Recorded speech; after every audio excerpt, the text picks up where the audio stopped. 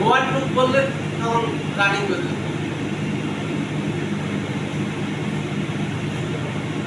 শুরু করবো।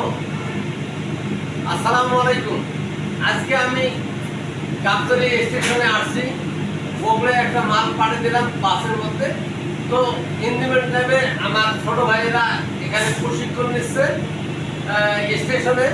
তো দুই একটা জিনিস তারা বললো যে স্যার আমাদেরকে এইটা জিনিস সম্পর্কে একটু জানিয়ে দিন।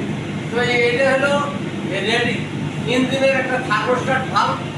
এই ভাল্বে ইঞ্জিনের কার্য এফিসিয়েন্সি আনে।